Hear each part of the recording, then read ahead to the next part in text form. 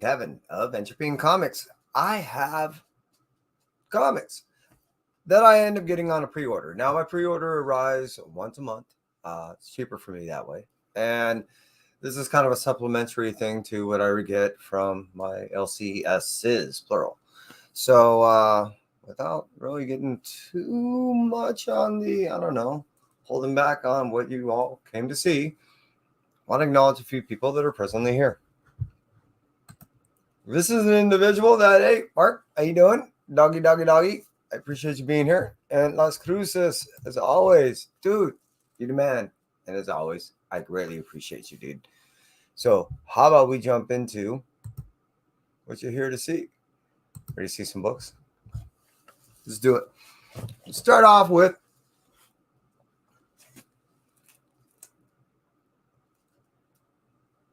what I think most of us been anticipating, which was this book to get to a climax ending. My understanding is it has. I have yet to jump into this, but I did not receive one, but I did receive two. Now, like in the case of issue number 1, I figured the 1 in 10s on this thing would be somewhat of a decent investment. So you have two of these. I do have a cover A coming in my next month's pre-order, so I just have to wait for that one to arrive. I will gently get into this because I am dying to see what happens. Huh. Yeah, I've been told that before. I'm going to have to go check that channel out. I appreciate you, brother. Now, Robin, it's been all right. I've been digging issue 11. I kind of went in, kind of went out. Back in on this one. I don't have any expectations at the same point. Writing needs to be decent. So it has overall been a decent read, and that's why I'm still in it. And yes, I do a cover A, I do a cover B, and it's a little bit for me, and sometimes a little bit for you, depending on when I do, giveaways. It's nice to give out a whole run. You know what I mean? Something you want to see or read in its entirety. Demon Days, Blood Feud. Now, this is not only so popular in which that, yes, it sold decent copies in this run. But what it also did is it also received so much attention that it ended up getting the ability to go ahead and do another run of a miniseries done by Peach. So I look forward to, I believe it's in August, that it will release a whole new version of these Peach Momoko version of these Blood Feuds. So this is awesome. It's good. I love the read, so it was good for me. And I hope you enjoyed it too.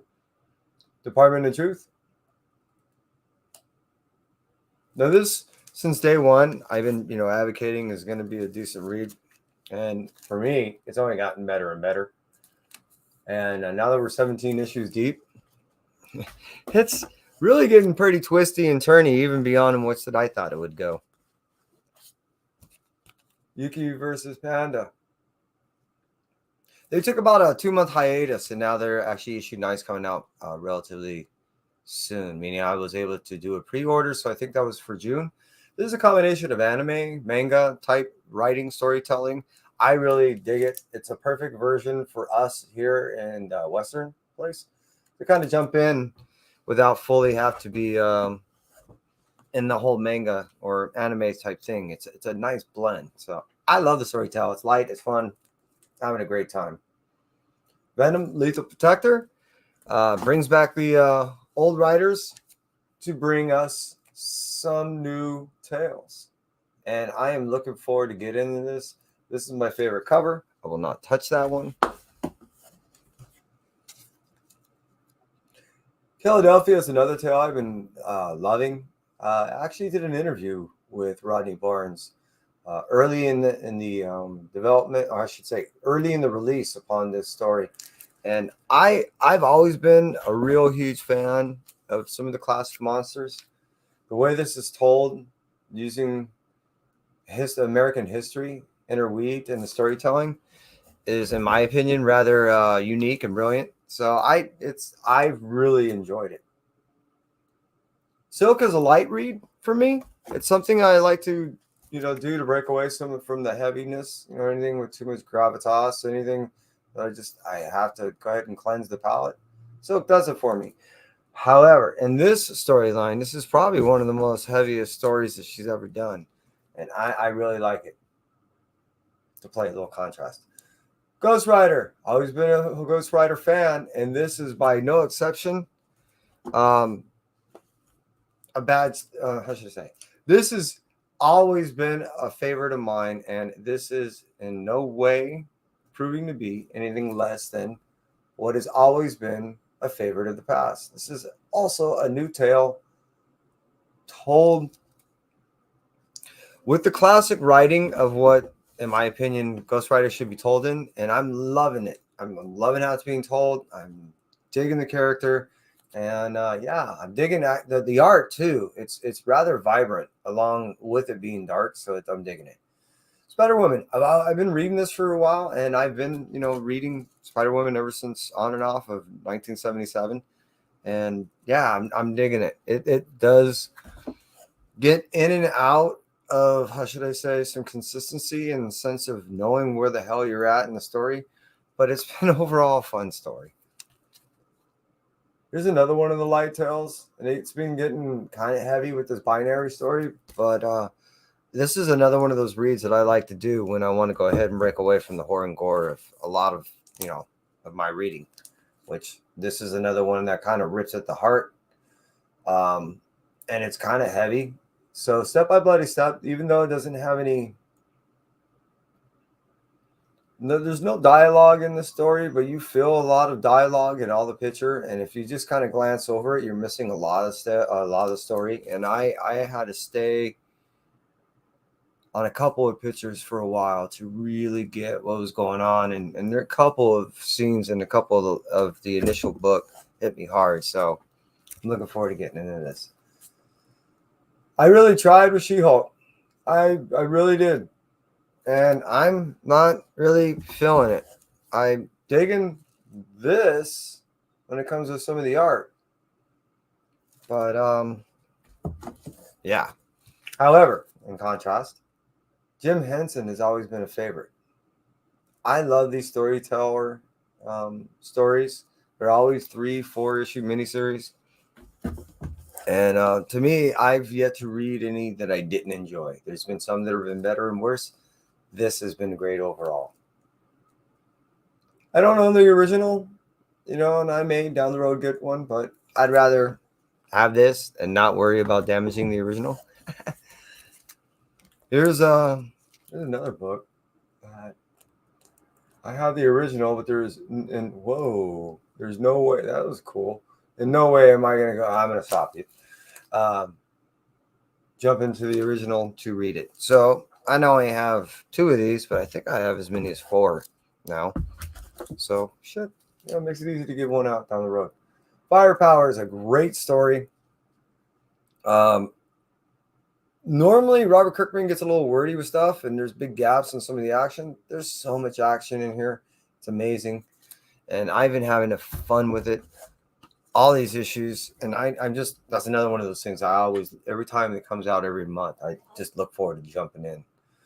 Third Wave is a story about, well, it's kind of a cop story, and undercover cop story that happened not too far from where I lived. It's loosely based on the story, and I've been kind of more reading it out of just the historical content of what transpired and its interpretation than the actual reality of what happened. So I'd rather read it this way, initially at least. Follow Me Into the Darkness is part 2 of a story that was told.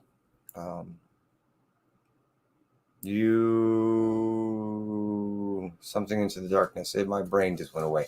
But anyways, this is a volume 2. It's a standalone story. It does have continuity with the original volume 1 story, but you can read this by itself.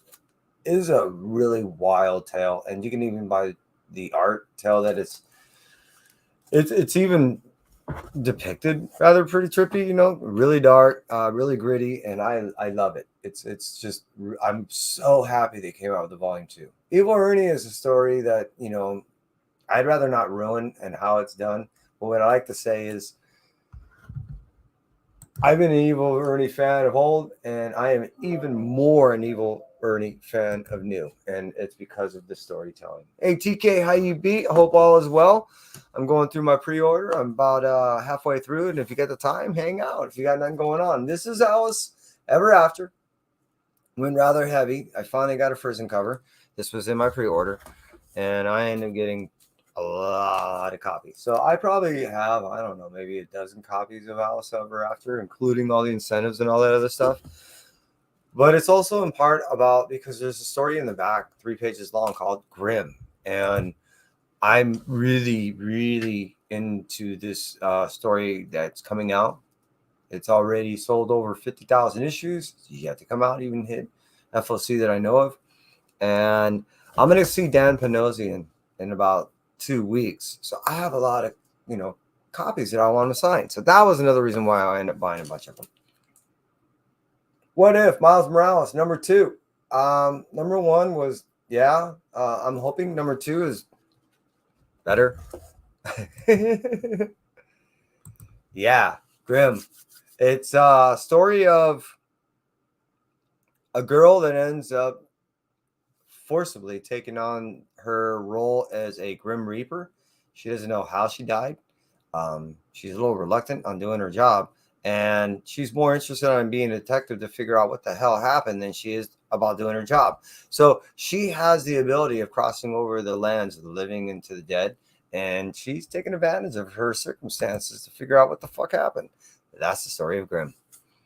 Can't wait, man. Should be awesome. Noctera. Now, this, if you've been reading this, know that, this is a pretty cool tale of the world turning black. And one of the things that we're trying to figure out is why. And the other thing is just navigating through this place is just hell, a dark one, but it's just awesome. Monkey Print. I have to say, Jared, you're doing a great job on this art. Bernard Chang is doing an awesome job. I really dig the way the vibrance of this stuff is done, and it's a nice breakaway from what I feel DC normally does in its art and its storytelling. So I'm digging this. This is one of my favorite DC stories. Sumerian, Hour of the Dragon. The beauty about this story is you not only get the original depiction of Robert E. Lee Howard's version of it in the back, but you also get its interpretation up front, and it's all graphic-y and novelty, and just the art's really cool on all the stories. So I've been collecting them all, and the beauty about that is once I'm done, I have its graphic interpretation and all Robert E. Lee's original version. So it's kind of a, double your pleasure, double your money. Red Room number 2, speaking of double, I am surprised I went so heavy on this thing, but this book is freaking awesome. It's not for everybody, and it's pretty graphic at times, and it's very vulgar, and it's very ugh, but I love it. And I even hate myself for loving it. 7 Secrets is a story of 2 factions trying, 1, to protect the 7 secrets, and 2, try to release the 7 secrets upon the earth. And this has been a really fun adventure story that has been nonstop from issue 1, and it's just wild. I every month I look. There's another one every month I look forward to reading. Speaking of which, Silver Surfer Rebirth issue number 3. Issue I'm showing you right now is my favorite cover. However, this is as always a good issue. A cover A and a cover B, and it's. I'm a Surfer fan, man. I dig Silver Surfer. This is David Boer's interpretation of the original version that was written, and I like this. I don't know if I could have read the original novel, as originally told. I like David Boer's version. I believe David Boer has a way of telling stories that tug at your heart, and I'm loving every issue. I went a little heavy on Hulk 6. I've been liking Hulk. I've been reading it, digging it. I know it's kind of a love or hate type of thing, but I'm loving it. And, loving the spoil covers. Loving the Spider-Man thing. It's cool. I think it's cool. I've been liking the covers. I've been liking the story.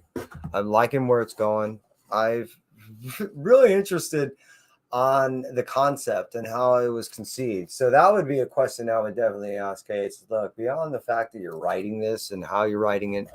One, how did you come up with the concept? And two, when you pitched it, what was the faces like? Just what was the original reaction? Well, not after they bought into it, but how they were like, what was the original, huh? Huge John Boy Myers fan.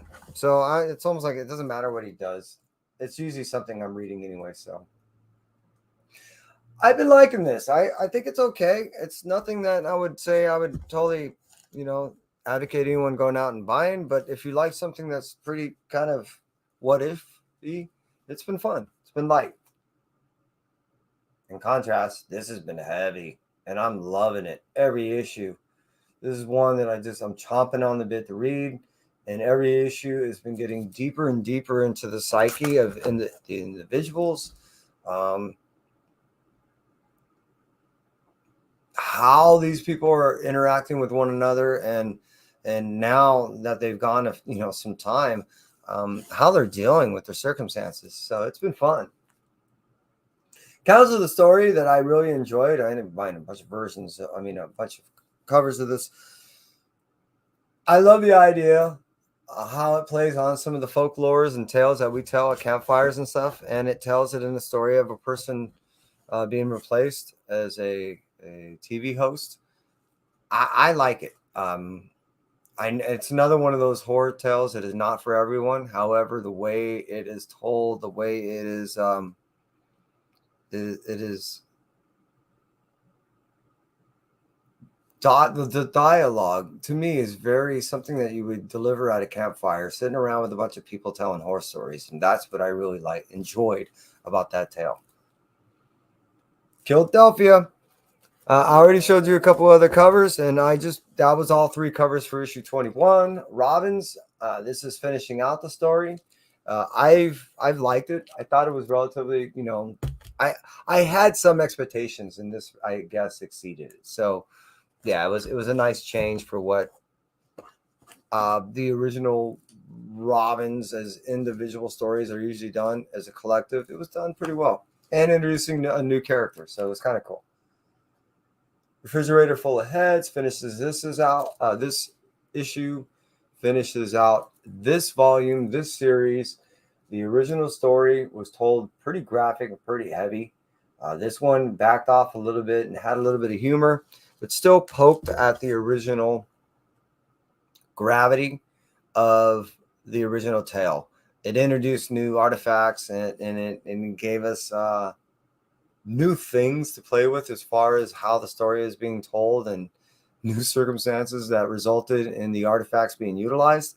I liked it. I thought it was a lot of fun. So I'm looking forward to finishing out with issue 6. Ben Riley. I think it starts with this one. Yeah. Yeah. I liked issue number 1. I'm looking forward to reading issue number 2 and 3. Like I said, it's a monthly pre-order, so it does take a little bit to get to me. So I like I said, I like the original first issue, so I'm looking forward to getting into this one. We have a Venom. Number 7. Anyone that knows me knows I am a huge symbiote slut. So to me, this story has been really, really good with the new creative team. I've been really digging it. And the fact that it keeps bouncing back and forth between Ewing and Ram V and sometimes a merriment between the two, it's just been great. I am a huge Doctor Strange fan. And this being that this new version of Strange has been out, I've been all on board and I've been digging it. I'm looking forward for the whole tale to be told, me reading individual copies, but I really want to grab the whole run again and read it almost as if a trade. So all, 6 issues and just go through it all over again. So I'm going to read them individually, but I'll go back through them again. Dark Ages, number 6, finishes out this issue. This series does it for me in the sense of I liked it. I up until issue 3, then I was like, and then I got back into it in issue 4. So I am back aboard. I'm looking forward to finishing out. It's almost a what if tale of all the power went out and how the superheroes would be dealing with that, and it's pretty cool. Brother, I appreciate you being here, man. It's great seeing you, and I haven't seen you in a while. Hope all is well. Here we go. Miles Morales 36. So I got in cover A, and then I think this is what C, right? That's right. Cover C.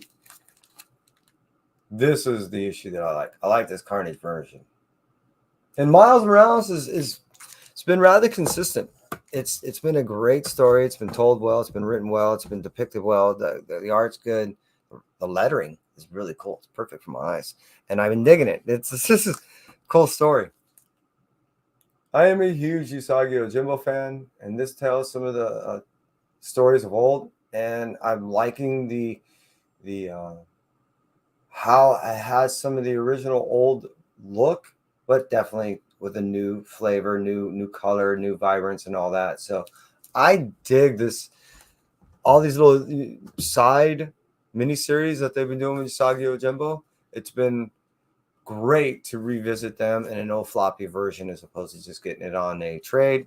I've been appreciating, even though I own the original versions, redundancy, I guess. I don't mind digging into these. I mind digging into my old stuff. So I hope you're. I'm doing food also. And I've never thought about it, but I have to admit I need to eat a little better. And Godzilla, Mighty Morphin Power Rangers, and I think this is an issue number 1, which I'm dying to get into.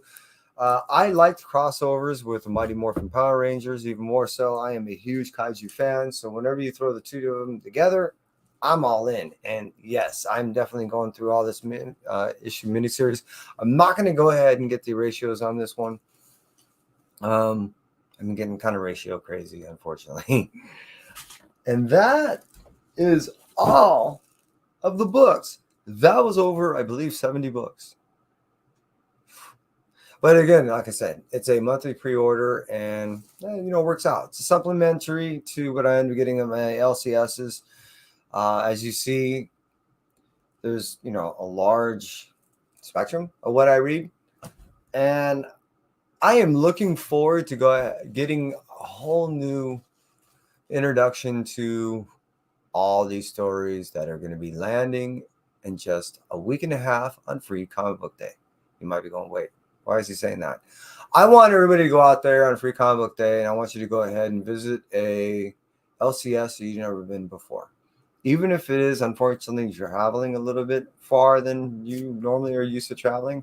I only ask this of you to, I guess, break away from the normal things that you do and to support someone that might just be getting back to work or has been struggling during the time of the COVID situation. If you can do that, that's awesome. Pick up a new comic, even if it's not for you. And what I mean by that is if you can get some books, there are always donations. I know that there are various drives and stuff like that for books that are happening near me between hospitals, libraries, and so forth. If you can do that, it would mean a lot to me. It would mean a lot to your own community. And, I just want to throw that out there to everybody that I want you to have a great Free Comic Book Day. And if nothing else, say hi to some new people. And that's it for me, Entropy. Everyone, you stay well, you take care.